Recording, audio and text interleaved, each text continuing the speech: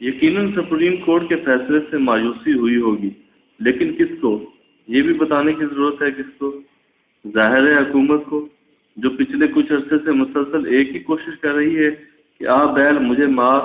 اس کی سوچ ہے کہ بیل ایسی ٹکر مارے ساتھ ہی نظام کا بھی ڈر ڈگڑا ہو جائے، یعنی اگر ہم نہیں تو کوئی اور بھی نہیں، اور یہ کسی اور کے نہیں، وزیر اعظم کے الفاظ ہیں، ہم گئے تو کوئی بھی نہیں بچے گا۔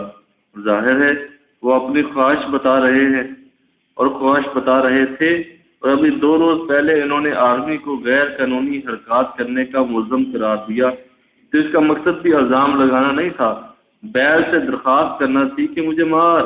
بیل سے ایسی درخواستیں سرخ رومال دکھا کر کی جاتی ہیں۔ یہ بیان بھی سرخ رومال تھا، لیکن بیل بڑا سمجھدار ہو گیا ہے۔ آئے روز اسے رومال دکھایا جاتا ہے، لیکن وہ ٹکر نہیں مار رہا، چنانچہ مایوسی بڑھ رہی ہے۔ ایک خواہش یہ بھی ہے کہ شہادت ملے، لیکن حالات و واقعات کی شہادتیں شہید ہونے کے لیے گنجائش نہیں چھوڑ رہی۔ وہ تو قربانی کا وہ تقاضا کر رہی ہے جو قربانی کا کریڈٹ انہیں تو بالکل ہی نہیں جاتا اور نہ ہی جا سکتا، جن کے ہاتھوں قربانی ہونی ہے۔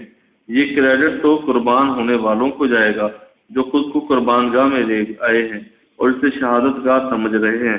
عوام کے ساتھ 4 برسوں میں جو کیا گیا، انہیں بجلی اور گیس سے محروم کیا گیا، ان کی تنخواہ آدھی سے بھی کم کر دی گئی، مہنگائی کے اتحاد سے ادارے تباہ کر کے بقول حکومت کے ادارے تباہ نہیں ہوئے، کمزور ہوئے ہیں، ان سے ہر قسم کی سہولتیں ہٹا لی گئیں، انہیں خوف اور اذیت کے دریا میں ڈبو دیا گیا۔